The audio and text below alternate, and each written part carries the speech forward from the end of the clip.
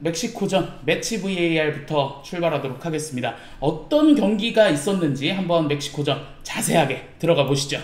이 경기 결과는 2대2 무승부로 막을 내렸죠. 네. 그러니까 멕시코가 선제골을 넣으면서 앞서 나갔으나 우리가 이제 그 교체 카드가 조금 적중을 했죠. 그렇죠. 그 손흥민 선수가 확실히 존재감을 보여주면서 그러면서 이제 2대1로 역전을 이끌어냈고요. 네. 하지만은 이제 그 경기 막판에 실점을 허용하면서 아쉽게 2대2 무승부에 그쳤습니다. 그렇죠. 그러면서 손흥민 선수가 이런 강팀을 상대로 좀 앞서 나가는 경기를 했을 때 누군가가 실수를 하더라도 커버를 하면서 이겼어야 됐는데 그런 부분들이 안 된 거에 대해서 굉장히 아쉬워하더라고요. 네, 손흥민 선수가 어쨌든 이 승리를 하지 못한 거에 대한 어떤 아쉬움은 있는 것 같았지만 그래도 선수들이 많은 교훈을 얻은 것 같다 뭐 이런 식으로 인터뷰를 한 걸 봐서는 그래도 괜찮게 느꼈던 것 같아요. 우리가 좀 경기 막판에 실점들이 최근에 계속 있거든요. 그러니까 뭐 A매치에서도 그렇고 사실 그리고 또 이제 지난 경기 같은 경우는 우리가 승리를 하긴 했지만은 결국 막판에는 굉장히 실점 위기들을 많이 직면을 했었잖아요. 네, 맞아요. 그러니까 경기 막판에 조금은 집중력도 필요하다라는 생각도 들긴 했고요. 그러니까 손흥민 선수가 그 부분을 상당히 잘 캐치를 했다라고 개인적으로 생각을 합니다. 네. 어쨌든 손흥민 선수가 투입이 되면서 게임이 완전히 분위기가 바뀌었거든요. 그런 부분들을 봤을 때 확실히 에이스는 에이스다. 이런 게 좀 느껴지더라고요. 근데 이제 뭐 이 경기 일단 뭐 선발 라인업부터 보자면요. 또다시 이제 3-4-2-1 포메이션. 뭐 이상훈 5-4-1로 나오긴 했는데요. 왜냐면 좌우 풀백들이 별로 그렇게 공격적으로 올라가지 않다 보니까 그래서 이제 5-4-1로 나온 거긴 한데요. 약간 조금 예상 외의 포인트가 박용우 선수가 이제 수비형 미드필더로 나왔다는 거죠. 그렇죠. 지난 경기 때 부버지가 말씀해 주신 것처럼 백스리에서는 굳이 박용우 선수를 기용할 이유가 없다라고 말씀해 주셨었거든요. 근데 박용우 선수가 나왔고요. 그러니까요. 거기다가 이제 박용우 선수가 심지어 많이 내려와서 뛰었어요. 이 위치가 좀 거꾸로 됐거든요. 박용우가 왼쪽, 이제 옌스 카스토프가 오른쪽이었어요. 그렇죠. 그런 가운데 이제 박용우 선수가 이게 3백이면은 내려가지 말아야 되는데 전 이게 전술적인 지시인 건지 아니면 박용우 선수 자체가 조금 압박의 약점이 있거든요. 상대가 압박을 많이 올 때는 조금 밀리는 그런 문제가 있는데 아무래도 이제 그러니까 박용우 선수가 정지된 상황에서의 플레이들 같은 경우는 괜찮아요. 그러니까 뿌리는 패스 같은 경우도 어느 정도는 하고 그 위치를 잡고 수비하는 능력은 괜찮은 편이긴 한데 민첩성이 떨어지고 그리고 이제 볼키핑 능력이 떨어져요. 그래서 상대가 압박을 강하게 들어오면은 거기에 조금 허우적대는 경향들이 있거든요. 그렇죠. 가장 대표적인 케이스가 이제 아시안컵 때 그때 이제 그 요르단전 준결승전 그때 이제 박용우 선수가 완전히 상대 압박 특히 요르단이 막 알타마리라던가 이런 선수들이 압박을 엄청나게 하고 또 이제 빠르게 침투에 들어갈 때 그걸 제어를 못했었죠. 맞죠.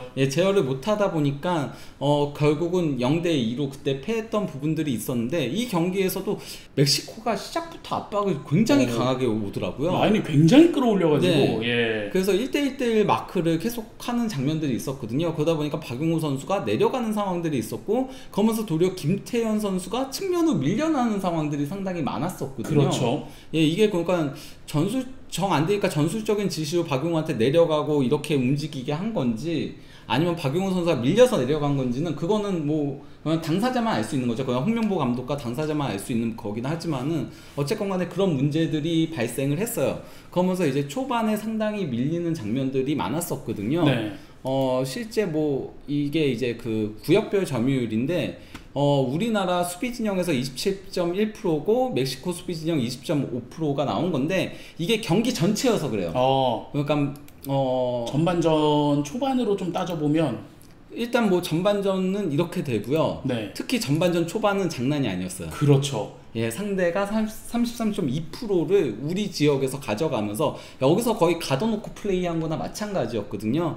그래서 우리가 굉장히 많이 밀리는 장면들이 있었고 거기다가 이제 이 경기에서 그 이강인 선수랑 배준호 선수가 이제 선발로 나왔거든요. 그전 경기에서는 이제 이재성 선수와 이동경 선수가 이제 나왔었는데 그 이동경 선수 그때는 굉장히 좋은 모습 보여줬죠. 근데 이 경기에서는 솔직히 말하면 이강인 선수가 물론 이강인 선수는 센스 있는 플레이들이 나오긴 했어요. 그러니까 한 4차례, 5차례 정도 이강인에 대한 싶은 그런 플레이들이 있긴 했거든요. 하지만은 전반적으로는 이제 이강인 선수도 현재 폼이 조금 내려온 게 보이긴 했습니다. 맞아요. 감각이 좀 떨어진 게 좀 느껴지더라고요. 네. 거기다가 이강인 선수가 왼쪽으로 도는 장면들이 굉장히 많았는데 멕시코가 미리 대처를 하더라고요. 그거 네. 보면서 아기레 감독이 혹시 이강인 선수의 습성 같은 거를 알아서 좀 막는 법을 가르쳐 준 게 아닌가 싶은 생각이 들었어요. 저도 그건 좀 느꼈던 게 네. 오른발로 계속 터치를 가져가게 되더라고요. 네. 이강인 선수가. 그래서 제대로 돌지 못하게 막는 장면들이 있었거든요. 그럼에도 그러니까요. 이강인 선수의 폼이 내려온 게 조금 보였던 거는 요즘 그러니까 선발로 못 나오면서 그 예전 같으면 이강인 선수가 상대한테 그렇게 막히더라도 뺏기지 않아요. 이강인 선수는. 이강인 선수의 최대 강점은 키핑이거든요. 근데 이 경기에서는 좀 뺏기는 장면들, 특히 위험 지역에서 뺏기는 장면들이 은근히 있었고, 배준호 선수도 이게 그 프리시즌 때 어깨를 다쳤었거든요. 맞아요. 예, 어깨를 다쳤었는데 이제 그러고 나서 조금 밸런스가 안 잡히는 그런 문제들이 있는 것 같아요. 그러다 보니까 돌파하던가 이런 거 있어서 예전만한 모습들이 조금 안 나오면서 결국 그 2선까지도 조금 밀리는 상황들이 나왔던 거였죠. 그러면 우리 풀백들도 완전히 바뀌었잖아요. 미국전과. 네. 이명재 선수와 김문환 선수가 나왔는데 이 풀백들은 어떻게 보셨나요? 저는 그러니까 사실 그 3백에서 그래도 전반적으로 3백 전환에 대해서 조금 고무적으로 보는 입장이긴 하거든요. 네. 그러니까 이전 그 433 때보다는 아무래도 월드컵에서는 이게 더 낫겠다라는 생각을 하긴 했는데 그럼에도 불구하고 윙백 활용은 좀 아쉽다. 특히나 이제 그 3-4-1 포메이션의 가장 중요한 거는 좌우 윙백이거든요. 네. 근데 좌우 윙백 활용이 좀 잘 안 됐어요. 이게 특히나 이제 여기 이 자리에 위치한 두 선수 있잖아요. 그러니까 이강인과 배준호. 그렇죠. 여기가 이제 윙백의 호흡이 굉장히 중요하거든요. 여기서 삼각대형을 만들면서 풀어나가는 게 굉장히 중요한데 그러면서 올라가는 타이밍에 맞춰서 찔러주는 패스가 나와야 되고 이런 것들이 필요한데 이게 좀 안 맞는 장면들이 굉장히 많았어요. 그래서 이 부분은 앞으로 조금 개선해야 되겠다는 생각은 들긴 했습니다. 예. 그러면 사실 윙백들과 풀백들은 조금은 아쉬웠다 이렇게 평가를 하시는 것 같습니다. 그냥 뭐 호흡적인 부분을 조금 더 다듬을 필요성은 있어 보인다라는 거겠죠. 그러면 저 김태현 선수도 새로 들어왔잖아요. 네. 김주성 선수와 비교했을 때 어떤 식의 차이가 있을까요? 김태현 선수가 들어왔을 때랑 아닐 때랑 조금 근데 양상 자체가 다르긴 했어요.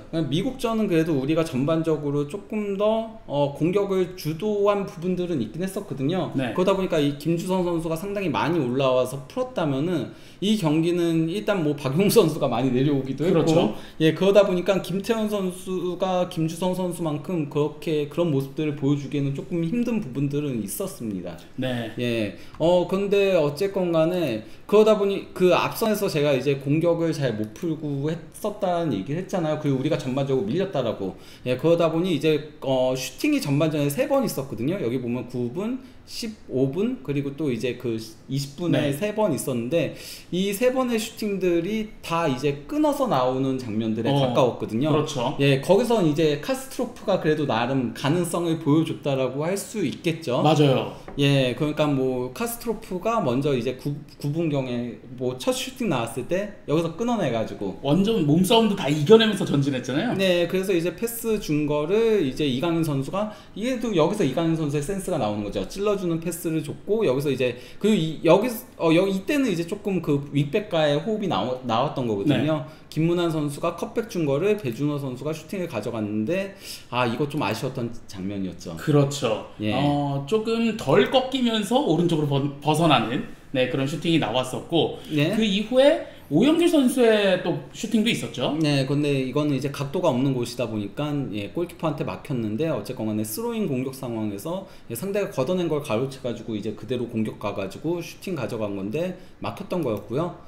그리고 또 이제 20분경에 이것도 카스트로프가 끊어낸 거예요. 그렇죠. 예, 그리고 여기서 이강인의 그 아웃프론트 패스는 예술이었습니다. 예. 정말 그 이강인의 진수를 볼 수 있었던. 네, 이게 아웃프론트이기 때문에 수비를 감아서 갈 수 있었던 거였거든요. 예, 이게 바로 이제 이강인의 천재성이다라고 할 수 있는 장면이었는데 여기서 이제 오영규 선수가 잘 끌고 들어가서 슈팅을 가져갔는데 이게 빗나갔죠. 이거는 사실 굉장히 아쉬웠던 장면이었어요. 그렇죠. 저기서 좀 밸런스를 잃었는지 모르겠는데 좀 빗맞은 것 같더라고요. 조금 더 치고 가도 됐어요. 솔직히 말하면 수비랑 간격이 있었기 때문에 거기다가 이게 사실 이 경기에서 기대 득점이 가장 우리 대표팀이 가져갔던 슈팅들 중에 기대 득점이 가장 높았어요. 예, 그러니까 19.89%의 득점 확률이었거든요. 0.2 준 거죠, XG값. 예, 그러니까 XG값 0.2가 나올 수 있었던 거였는데, 예, 이거를 좀 아쉽게 놓치면서, 예, 이렇게 3번의 공격이 있긴 했었습니다. 네. 예. 그 이후에 사실 전반전에는 이렇게 할 공격은 딱히 없었어요. 예. 네. 아무래도 좀 많이 밀렸었기 때문에, 반면에 이 멕시코가 정말 강하게 몰아붙이면서 우리 수비진들이 좀 고전하는 모습이 있었거든요. 네. 그 과정에서 히메네스가 기가 막힌 헤더를 보여줬죠. 네, 근데 그거를 우리 수비의 잘못이라고 보기가 힘든 게 진짜 말도 안 되는 골이었어요. 그러니까요. 앞에 선수들도 있었거든요. 실제 히메네스, 이게 히메네스 골이잖아요. 네. 기대 득점이 3.5. 0.03입니다. 예, 그러니까요. 거의 그러니까 골이 나오지 않아야 되는 상황인데, 예, 히메네스가 환상적으로 이 헤더를 돌리면서 골을 넣은 거였죠. 이 크로스도 정확하게 김민재 선수만 딱 넘겨서 예. 절묘하게 들어왔어요. 그러니까요. 예, 그러면서 우리가 먼저 실점을 허용하면서, 예, 그러면서 불안한 출발을 알렸는데요. 네. 근데 이제 후반전에 손민 선수가 교체 투입되면서 조금 흐름이 바뀌기 시작을 한 거죠. 그렇죠. 일단 손민 선수가 들어오면은 상대들도 손민 선수를 아무래도 의식할 수밖에 없어요. 예, 그런 과정에서 첫 번째 슈팅이 이제 손민 선수가 초반에 나왔거든요. 네. 그래서 손민 선수가 나오니까 비로소 경기도 풀리기 시작을 했고, 예, 거기다 또 이제 이명재 선수랑 손민 선수도 호흡이 상당히 좋은 편이거든요. 지난 이제 월드컵 아시아 지역 예선에서도 좋은 호흡을 보여주긴 했었는데, 이재성과 그 92년생 3인방이 굉장히 좋은 티키타카를 보여줬었어요. 그렇죠. 근데 여기서 이제 이명재 선수가 잘 찔러준 걸 손민 선수가, 근데 이거는 손민 선수가 빠져나간 것도 굉장히 절묘하게 빠져나간 거였거든요. 수비 뒷공간으로 잘 빠져나와서, 그것도 측면으로 빠져나와서 그대로 이제 드리블을 치고 가다가 슈팅을 가져간 게 이게 막혔던 거였죠. 네. 예, 하지만은 손민 선수가 이런 플레이를 보여주니까 멕시코도 그때부터 이제 손민 선수한테 2명씩 붙더라고요.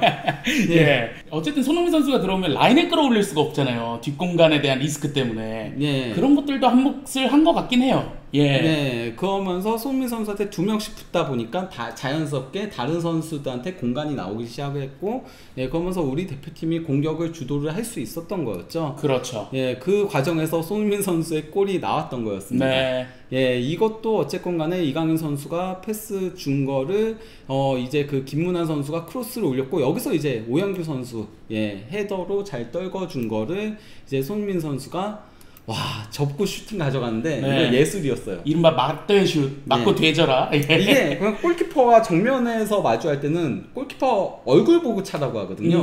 그러면 골키퍼가 반응하기 힘들다라고 얘기를 해요. 그거의 정석을 보여줬죠. 네. 예, 그러다 보니까 골키퍼가 거의 손만 이렇게 든 채로 꼼짝마 완전히 당해버리는. 그렇죠. 예, 그런 장면이 있었던 거였죠. 진짜 골망 찢어지는 줄 알았습니다. 예. 기가 막힌 득점이 나오면서 1대1을 만들었고, 예. 그 이후에 또 찬스가 한번 왔죠. 예, 그러니까 뭐 그 이강인 선수가 이제 그 프리킥을 올린 거, 이것도 이제 그 손민 선수가 파울을 얻어낸 거거든요. 네. 손민 선수가 정말 많은 역할을 했어요. 맞아요. 예, 그리고 여기서 이제 오영규 선수가, 사실 오영규 선수가 원래 헤더가 그렇게 강한 선수가 아니었어요. 수원 삼성 시절이라던가 그 유럽 처음 나갔을 때는 그렇진 않았었는데, 지금 확실히 행크에서 계속 뛰면서 헤더 능력이 발전한 거를 확인할 수 있었습니다. 그러면서 여기서 이제 아까 그러니까 손민 선수 골에도 헤더로 도움을 줬었던 거였고요. 여기서도 헤더 슈팅을 가져갔는데 이제 골대를 빗나갔던 거였죠. 그렇습니다. 네. 어쨌든 오영규 선수의 피지컬로 봤을 때는 헤더라는 능력이 생기면 더 좋아질 수 있는 선수잖아요. 네. 예, 그런 부분들에 있어서는 우리 대표팀에게도 좋은 소식이었던 것 같습니다. 네, 그리고 이제 오영규 선수의 거의 개인 플레이라고 봐야 될까요? 어쨌든 이강인 선수의 패스로서 어쨌든 또 시작한 거였는데, 네. 득점이 나왔죠. 네, 그 이강인 선수가 이거는 또 패스를 잘 찔러줬고요. 예, 여기서 이제 오영규 선수가 치고 가다가, 사실 이것도 각도가 별로 없었는데, 맞아요. 예, 진짜 파포스트로 정말 잘 깔아찼어요. 이게 전반전 그 왼발 슈팅이랑 좀 반대 상황이었잖아요. 네, 도리어 이게 훨씬 힘든 거였거든요. 네. 참고로 이거 제가 기대 득점 보여줄게요. 일단 그 손민 선수의 기대 득점도 정말 대단했거든요. 그렇죠. 9.6%. 네. 이거 그러니까 그 0.1 정도. 예, 0.1골 정도의 굉장히 난이도가 높은 슈팅이었어요. 골키퍼가 붙어 있었으니까요. 그렇죠. 근데 오영규 선수의 골은 예, 3.87%. 그러니까 득점 확률인 거죠. 그러면은 0.04골 정도 되는 거죠. 네. 기대 득점이. 예. 그렇죠. 굉장히 어려운 득점이었는데 또 쉽게 넣으니까 또 쉬워 보이더라고요. 오영규 예. 선수한테는. 예. 예, 그렇습니다. 그러면서 우리가 역전에 성공을 했습니다. 네. 예, 하지만은 경기 막판에 산티아고 히메네스한테 실점을 허용했는데 이것도 굉장히 난이도가 있었던 그렇죠. 예, 거기다가 김민재 선수가 이거는 잘 따라붙었어요. 잘 따라붙어서 진짜 최선을 다해서 태클을 했는데 산티아고 히메네스의 그 슈팅이 약간 케인 보는 것 같았어요.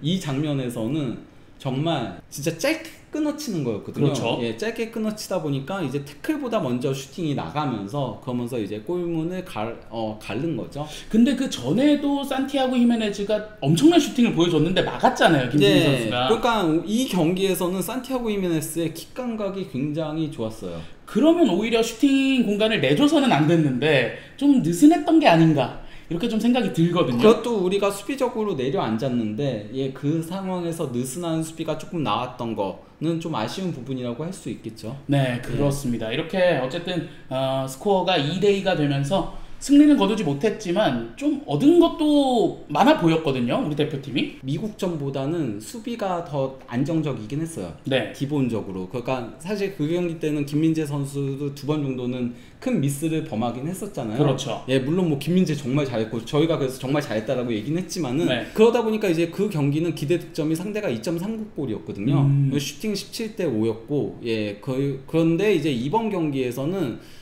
기대 득점 자체는 굉장히 낮게 허용을 했어요. 슈팅이 17개는 똑같았거든요. 근데 네. 이제 워낙 수비를 잘하면서 상대한테 조금 슈팅각을 내주지 않다 보니까 상대 기대 득점이 0.69골, 우리는 0.67골. 예, 그러니까 뭐 비등비등했다라고 할 수 있는 거죠. 네, XG 값에 비해서는 골이 많이 나온 경기였다. 네, 그건 도리어 우리가 어쨌건 간에 역습 칠 때는 조금 위협적인 슈팅 장면들이 있긴 했었거든요. 예, 그 기회를 조금 살리지 못했던 게 아쉬워서 그렇지. 네. 예, 그래도 끊고 갈 때 그런 모습들. 예, 그러니까 좀 수비적인 조직력 자체는 그래도 한 경기 더 하니까 조금 더 맞더라. 네. 이한범 선수도 미국전보다는 이번 경기가 훨씬 좋았었고요. 맞아요. 예, 그냥 전반적으로 그런 부분들이 있었던 데다가 그리고 또 하나의 뭐 좋았던 부분이라고 한다면 카스트로프. 야, 진짜 물건입니다. 네. 카스트로프. 확실히 한국 대표팀에 필요한 자원이라는 거를 생각이 들긴 했어요.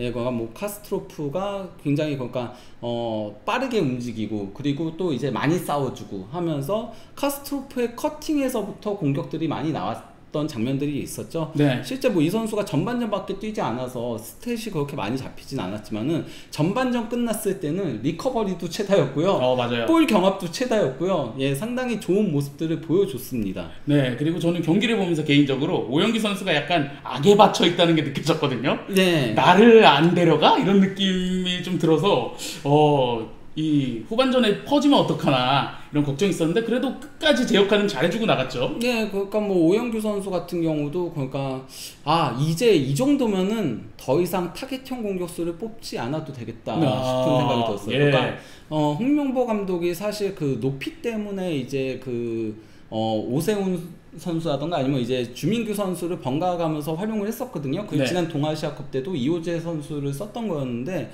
오영규가 이렇게 공중볼에서 싸워줄 수 있고 한다면은 거기다가 이제 뭐 오영규 선수 원래 뭐 침투 같은 것들은 잘하는 선수기도 하고 그리고 버티는 힘도 예전에도 좋았는데 지금 더 좋아졌어요. 그러다 보니까 버티면서 내주는 플레이들, 스크린 플레이들 이런 것들을 상당히 잘해주면서 앞으로에 대한 조금 기대감을 높여줬다라고 할 수 있겠죠. 네, 그렇습니다. 이렇게 부버지와 좀 경기 분석을 나눠봤고요. 다만 이제 조금 보완해야 될 점들에 대해서 얘기를 하자면은 아까도 얘기했던 좌우 윙백들의 활용을 조금 더 잘해야 된다. 네. 특히 3-4-2-1 포메이션을 쓸 거라면은 더더욱 윙백들이 중요하다라는 것들을 보여줬고요. 그리고 또 이제 그 3백 쓸 때는 박용우 선수를 쓰지 않는 게 맞다. 그렇죠. 네. 이 박용우 선수가 백3를 쓸 때 들어가면 너무 수비적으로 바뀌는 거 아닌가요, 전술이? 그러기도 하고 또 이제 박용우 선수가 내려가서 괜히 그 중앙에 카스트로프만 혼자 덜렁 남는 장면들이 굉장히 그렇죠. 많았어요. 예, 그러면은 패스 공급도 힘들고요. 수비적으로도 밀리게 돼요. 위험한 그렇죠. 상황들을 직면하게 되거든요. 예, 그렇기 때문에 박용우 선수는 포백 쓸 때 그래 라볼피 하나 때문에 이렇게 내리면서 쓰는 것들은 이해가 가지만은 그것 때는 미드필더도 3명이니까 한 명이 내려가도 2명이 있거든요. 그래서 문제가 되지 않는데 3백 때 박용우를 쓰는 거는 낭비다. 네. 예, 도리어 선수 한 명 없이 플레이하는 거나 마찬가지가 되는 거기 때문에 3백 쓸 때는 절대 박용우 선수를 쓰지 말아야 한다라는 그런 생각이 들긴 했고, 그리고 뭐 이강인 선수야 원래 항상 잘했던 선수니까 그동안 그렇죠. 그러니까 뭐 앞으로 잘할 거라고 생각을 하긴 하지만은 그래도 어쨌건 선수는 뛰어야 된다는 생각이 조금 들긴 했어요. 네. 그러니까 소속팀에서 좀 못 뛰다 보니까, 물론 이번에는 저는 그것도 끼어 있다라고 생각해요. 이강인 선수가 발목 염자가 있었잖아요. 맞아요. 그러다 보니까 컨디션이 올라오지 못했던 부분들은 있긴 하지만은 결국 그래도 득점 장면에 이강인 선수가 관여를 하거든요. 그러니까 이강인 선수의 그런 스루 패스가 특히나 3-4-2-1 포메이션을 쓰면 더 필요해요. 왜냐면 좌우 측면에는 윙백들로만 측면을 사실상 공격을 하는 거기 때문에, 네. 그래서 이제 이선에 있는 2명은 하프 스페이스 공략이 기본 옵션이거든요. 그렇죠. 그렇기 때문에 이강인 선수의 스루 패스가 정말 필요하긴 해요. 네. 특히나 이제 강팀들 상대로는 우리가 공격하는 기회가 적을 거기 때문에, 그럴 때면은 이강인 선수가 스루 패스를 찔러주고 그게 이제 손흥민 선수의 침투로 이어져야 되거든요. 그렇기 때문에 이강인 선수가 좀 컨디션이 빨리 올라왔으면 하는 바람이긴 합니다. 그렇죠. 이 멕시코전에서도 어쨌든 이강인 선수가 엄청난 견제를 받았는데, 그래도 그 와중에도 키패스들을 여러 차례 보여줬단 말이죠. 네. 이강인 선수의 컨디션이 100%일 때가 좀 더 기대가 되는 그런 이번 멕시코전이었습니다. 그리고 이 경기 이후에 인터뷰들이 좀 있었어요. 오영규 선수가 골 넣고 세레머니를 했잖아요. 네. 그 무릎을 가리키면서 나 왜 문제 없어 이런 표시를 했거든요. 네. 굉장히 좀 멋있었던 그런 세레머니가 아닌가 싶습니다. 네. 이게 딱 이쪽 올리면서 그러면서 가리키면서 얘기를 했는데, 오영규 선수 정말 멋진 플레이였습니다. 그리고 멋진 제스처였고, 유럽에서는 이런 강단이 필요해요. 유럽에서 맞아요. 뛰려면은 사실 그 공격수한테 가장 필요한 요소기도 하거든요. 손흥민 선수도 진짜 강단 있는 모습들을 보여주는데, 공격수는 위축되거나 하면 안 돼요. 공격수는 진짜 자신감을 먹고 사는 존재라고 할 수 있거든요. 네. 베르너가 잘하다가도 못하는 게 뭐예요? 바로 이제 항상 결정력. 그 결정력보다도 저는 걔가 심약하다라고 생각을 해요. 멘탈이 약하다. 멘탈이 약해서, 그래서 이제 큰 실수들을 범하면은 계속 그게 반복되는 장면들이 있긴 하거든요. 네. 그래서 뭐 제가 예전에도 얘기 드렸잖아요. 그 베르너가 뭐 예전에도 그 베시타스 원정 갔을 때 그 막 야유 들으니까 그 약간 공황 와가지고 교체 아웃됐던 적도 있었고, 그렇죠. 그리고 또 이제 그 샬케전에서 그 베르너가 페널티킥을 약간 다이빙으로 얻어냈었거든요. 네. 그때 샬케 팬들한테 엄청나게 욕을 먹고 나서, 그러고 이제 샬케하고 뉘른베르크가 굉장히 사이가 좋아요. 근데 뉘른베르크에서 평가전이 있을 때 뉘른베르크 팬들이 베르너한테 야유를 했었거든요. 그때도 진짜 아무것도 못했었어요. 네. 그런데 오영규의 저런 모습들은 공격수로서의 굉장히 좋은 자질을 보여줬다라고 할 수 있겠습니다. 그렇습니다. 근데 이 세레머니가 특정 팀을 저격하는 건 아니었다. 이렇게 말을 했는데, 오영규 선수가 누가 봐도 알 수 있는 그런 세레머니가 아니었나 싶고요. 그리고 카스트로프도 경기 이후에 또 인터뷰를 나눴는데, 애국가가 나오는 순간 눈물이 날 정도로 자랑스러웠다. 뭐 이런 식으로 했고, 10월달 A매치에도 한국에서 경기를 하고 싶다. 이런 식으로 소감을 밝혔습니다. 그럼 애국가를 되게 우렁차게 부르다고 입을 크게 벌리면서 그 애국가 연습을 했다라고 합니다. 집에서 어머니에게 배웠다고 합니다. 정말 그 카스트로프 선수 보면서 굉장히 흐뭇했어요. 그것도 나이도 카스트로프도 상당히 어린 선수잖아요. 그렇죠. 근데 한국에는 좀 없는 유형이어서, 사실 그러니까 이런 역할을 조금 했던 선수가 뭐 예전에는 이제 그러니까 손준호 선수가 있고 했었는데 지금은 없잖아요. 그렇기 때문에 좀 기대를 해 볼 수 있을 만한 그런 모습이었습니다. 그래서 앞으로는 이런 옵션 가져갈 수 있겠다. 전 그래서 전반전만 뛰게 한 게 굉장히 아쉬웠어요. 솔직히 말하면 카스트로프를 후반까지 뛰게 하고 박용우 선수를 빼는 게 맞았었다라고 생각을 합니다. 개인적으로는. 체력적으로도 괜찮아 보였거든요, 옌스가. 저랑 똑같은 생각 하신 분 안현수. 제가 그 옌스가 그 얘기도 했거든요. 자기 아직 한국 이름이 없다라고. 딱 그 인터뷰 보고서는 제가 그 달슨에서 있을 때 그 제작팀들이랑 있을 때 그 얘기 했거든요. 제작팀한테 옌스니까 연수로 하면 되겠네. 옌스가 이름이니까. 예. 예, 그 얘기했는데 같은 생각을 하신 분이 있나 보네요. 네, 예. 그렇습니다. 근데 옌스가 김남일이랑 같은 스타일은 또 달라요. 그렇죠. 김남일 선수는 조금 더 이제 수비 쪽에 특화됐다면은 옌스는 그냥 그가 좀 그냥 전투적으로 수비한다는 거는 똑같은데 그렇죠. 옌스는 조금 더 공격에 김남일 선수보다는 예, 그쪽에 조금 더 치우쳐져 있는 선수라고 할 수 있는 거죠. 네, 둘 다 조금 더 투박하긴 하죠. 네, 네. 플레이 스타일 자체는. 예, 그러니까 뭐 캉테 비달 스타일 이렇게도 적어졌는데 뭐 굳이 따지자면은 김남일 선수는 마켈레 스타일에 더 가깝고 네. 카스트로프는 수비하는 방식이라던가 이런 거는 비달 스타일에 더 가깝긴 하죠. 그렇죠. 예, 비달도 그러면서 공격도 굉장히 골도 많이 넣었던 맞아요. 선수잖아요. 비달 같은 경우는. 예. 네, 그렇습니다. 그리고 김민재 선수도 인터뷰를 했었는데 김민재 선수가 아쉬웠다. 극장 동점골을 먹힌 게 굉장히 아쉬웠고 빌드업 과정에서 미국전은 원활했지만 멕시코전에서는 이게 너무 통하지 않았다. 뭐 이런 네. 식으로 인터뷰를 나눴어요. 이게 왜냐면은 그가 결국은 압박에 밀린 것도 있긴 하거든요. 네. 원래 백스리를 쓰는 게 채널을 늘려서 빌드업을 하겠다는 건데 그래서 이제 기본적으로 구조를 3-2를 가져가거든요. 그리고 이제 좌우 윙백들이 내려오기도 하고 올라가기도 하고 하면서 3-2 구조를 가져가게 되면서 5채널을 만들어야 되는 건데 이게 내려와 버리잖아요. 그렇죠. 예, 내려와 버리면은 그 박용우 선수가 그러면은 채널이 4개가 되어 버려요. 거기다가 이제 멕시코가 압박도 굉장히 강하게 하다 보니까 더 고생하는 상황들이 나올 수밖에 없었던 거였죠. 네. 예, 그러니까 안 그래도 상대는 압박이 더 미국은 솔직히 말하면 전반전은 방치하다시피 플레이하는 느낌이었잖아요. 그렇죠. 예, 근데 멕시코는 압박도 강하게 오는데 채널은 도리어 하나가 더 준 거예요. 박용우 예. 선수가 내려와 버리면서. 맞죠. 예, 그러면서 중앙에 줄 곳이 없다 보니까 계속 이제 패스가 조금 밑에서 왔다 갔다 하는 장면들이 있으면서 약간 그 배준호와 이강인 선수가 이 경기에서 조금 부진했던 거는 그것도 조금 있었어요. 다 한 칸씩 밀리게 되는 상황들이 많이 발생했었거든요. 네. 예, 그런 점도 고려를 하긴 해야 된다라고 생각을 합니다. 네. 그러면 홍명보 감독은 이 멕시코전을 어떻게 평가했는지 좀 알아볼 텐데 전체적으로 수비 조직에서는 준비한 대로 잘 나타났다라고 했어요. 그리고 우리 선수들에게 다른 특별한 부분은 뭐 아쉬운 건 없다. 뭐 이런 식으로 인터뷰를 했을 정도로 이 경기에 대한 만족감을 드러냈습니다. 그러니까 수비 조직은 이전보다 나았다고는 저희도 얘기를 했고요. 네. 예, 다만 그럼에도 아쉬웠던 부분들은 분명히 있었다라고 할 수 있죠. 그렇죠. 예, 거기다가 이제 뭐 손민 선수에 대해서도 저는 그냥 홍명보 감독이 그런 의도는 아니었다라고 생각을 하거든요. 네. 그러니까 손민 선수에 대해서 그렇게 얘기했잖아요. 선발이든 교체든 뭐 예, 역할을 할 수 있는 선수다라고 얘기했는데 그런 얘기를 꺼내면은 공격당하기 십상입니다. 그렇죠. 그냥 하지 않는 게 나아요. 네. 예, 그냥 손흥민 잘했다. 손흥민 그리고 뭐 그냥 모르겠어. 이 경기에 손흥민 선수가 교체로 투입돼가지고 그래서 그렇게 얘기한 걸지 모르겠지만은 네. 그러면은 마치 그렇게 읽히게 만들 수 있는 거거든요. 건덕지를 주면 안 된다. 저는 그 홍명보 감독이 정말 인터뷰를 못한다라고 생각을 해요. 개인적으로는. 네. 예. 홍명보 감독은 좀 인터뷰 스킬을 배워야 될 것 같네요. 약간 좀 그런 생각이 들긴 합니다. 예, 그리고 가장 아쉬웠던 건 그냥 마지막 실점이었다. 이거는 뭐 누구나 다 알고 있을 것 같아요.